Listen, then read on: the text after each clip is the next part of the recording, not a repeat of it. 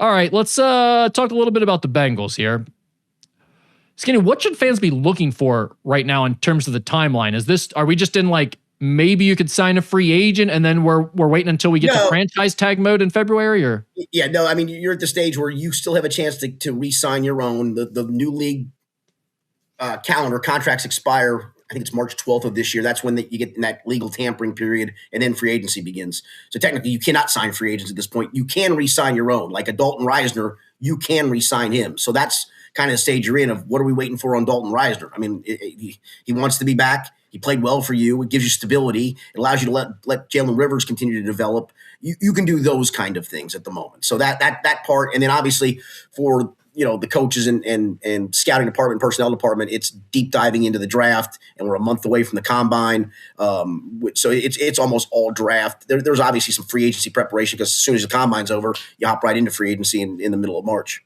So that's kind of like the next thing then is that you got that week where it's like franchise tag week and then scouting combine and Indy right after that, right? And those are kind of the next things we'll be hearing about. I mean, the next thing I think you want to hear about is that they signed Dalton Reisner. Sure. Yeah. Which AFC North team made the best hire? The Cleveland Browns named former Baltimore Ravens offensive coordinator Todd Monken as their new head coach. The Baltimore Ravens hired former LA Chargers defensive coordinator Jesse Minter, and the Pittsburgh Steelers hired Mike McCarthy, formerly of the Cowboys and the Packers. I think Jesse Minter by far. I think really. Yeah, there's a lot of people really think highly of him across the league. And I don't say that just because he went to Mount St. Joe and he's got local ties. His dad, Rick, was the head coach at UC for many, many years.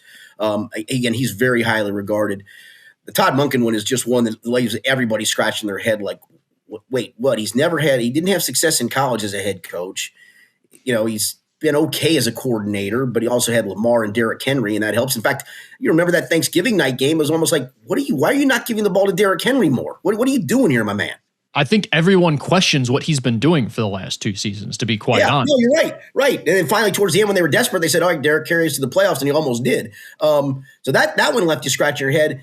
Then the McCarthy one, they don't have a quarterback. I mean, even if Aaron Rodgers comes back, they don't have, they have a weird relationship, and Aaron can't play anymore, for goodness sakes. So that just doesn't, that's just weird. Now, the only thing I will tell you is this. I said this on a radio interview yesterday.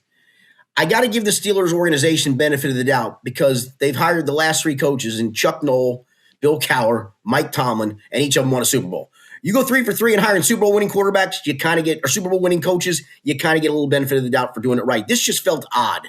Well, is the thing with McCarthy that he just underachieved with Aaron Rodgers in most people's mind? I mean, they did get one. Then he couldn't win playoff games in Dallas. Now you can argue that's a Jerry Jones roster. Nor can anyone. Yeah. No, that's right. That's right. And maybe that's what the Steelers feel like. Like, this guy has won a Super Bowl. He has had success. He has. He did take the Cowboys to the playoffs. They were an explosive offense. We need somebody that's going to fix our offense, and maybe I feel like he's the guy to fix the offense. And I'm guessing in the interview process, he sold them on the fact that he could do that. Clearly, you're more excited about Jesse Minter than I realized people were. I didn't realize he had that high of a reputation. I mean, is it reasonable to think that Zac Taylor should be viewed as the best head coach in the AFC North now, or how do you see that? Yes. I mean, McCarthy has more bona fides, right? I mean, he's done more things for a longer period of time. That's why I thought he would have been the easy answer to who had the best hire. But I think for Pittsburgh, it's just, listen, I know everybody makes fun of the whole Tomlin's never had a losing season. That's in that period of time, you got to push a lot of right buttons to not have losing seasons. I don't understand why anyone makes fun of that. To me, it's one of the more impressive things. Now, he's lost his last 7 playoff games. The change was probably needed. No question about that, but the dude is a great coach. The Bengals wanted to build a statue of Marvin Lewis for getting to 4 playoff games in a row? 5 in a row. 5. 7 overall, 5 in a row. Lost them all. I just think for Pittsburgh, it's a roster issue. And I think Tomlin found a way a lot of times to kind of mask those issues. Can McCarthy do that? And I don't know if he can. And the Monken one to me it feels so Browns-esque. Yeah. The only thing the Bengals have going for them, quite honestly, as an organization, is that the Browns are in their division and keep some of the jokes off of their back. And honestly, Baltimore's probably closer from a roster perspective, like maybe a new voice and new ideas, fresh mind is going to get that turned around because it is a well-run organization, We know that their success over the years proves that. Mike McDonald has spun off and become obviously very quickly a terrific head coach in Seattle. I mean, kind of the same route, a young defensive coordinator who hadn't been a head coach. Seattle took a flyer on him, and 2 years later, they're in the Super Bowl. Jesse Minter feels like he's kind of following that same path.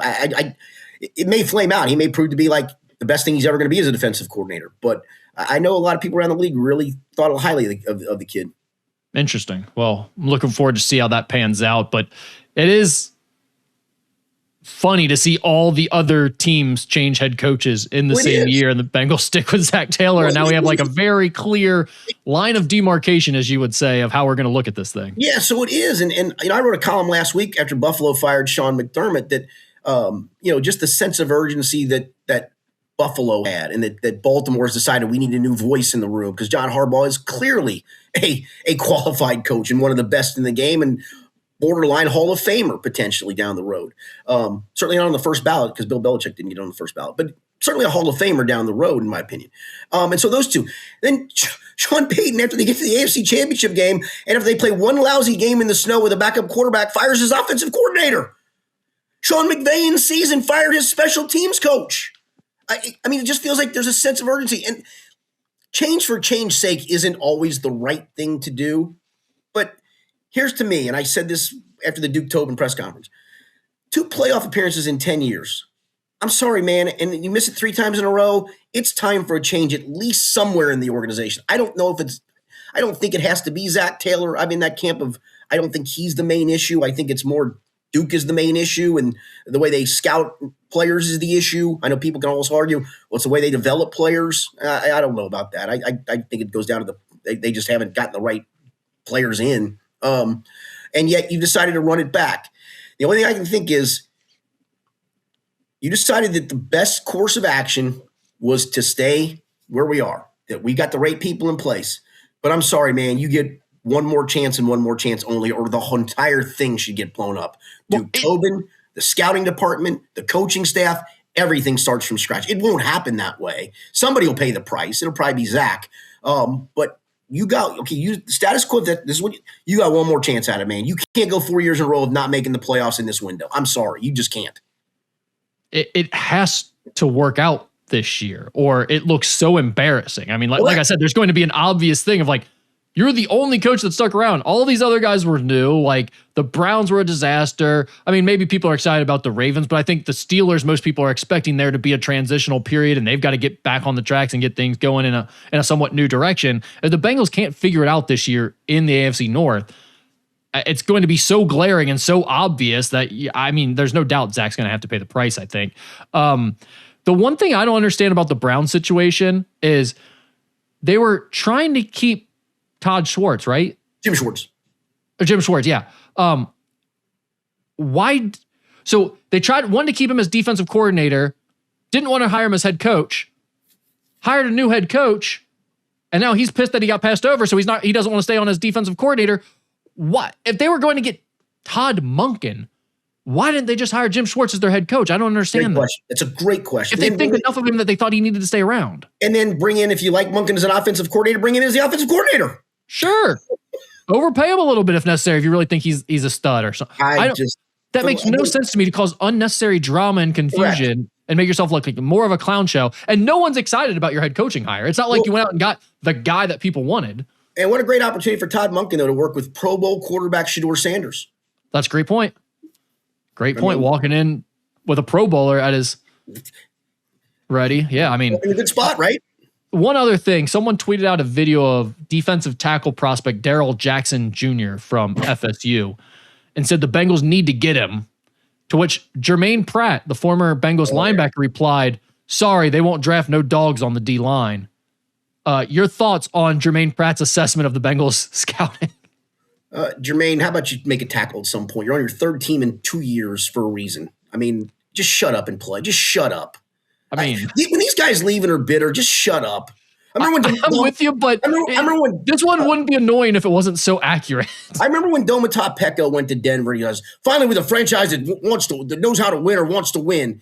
Shut up. You guys Yeah. won plenty when you were here. You just didn't win in the playoffs. And guess what? When you went to Denver, you sucked for a couple of years. Yeah. So, you should have been happy that the Bengals made your career, because you would have been like an average journeyman dude, and the Bengals kept you as a starter for a decade or whatever it was. Correct. Yeah, but I will say, like, he's not. Do you think there's anything to it that the players in the room think they suck at evaluating defensive linemen? Do you think that's a thing, like, in the locker room? Maybe, but here's the thing. I'll go back, and we can't relitigate this.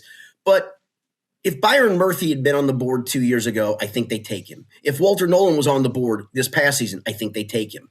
So they've had opportunity. They haven't had opportunities to draft dogs on the defensive line, especially on the interior defensive line.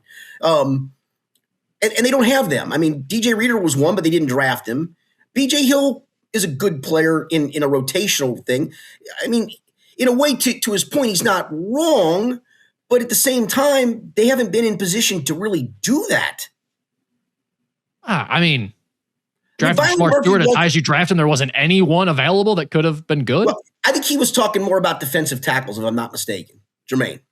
Well, Darrell Jackson Jr. is a defensive tackle, but he just said no dogs on the D line, so I didn't know. Yeah, no, again, for these guys, just shut up. You stunk in Las Vegas. They cut you. You got a lifeline from Lou, and then your team doesn't make the playoffs either. Just shut up.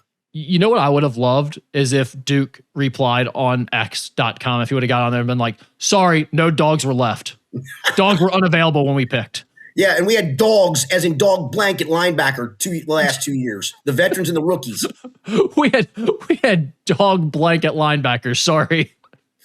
Our D-line would have looked more dog-like if we didn't have dog blank behind them. Correct. There you go. Exactly.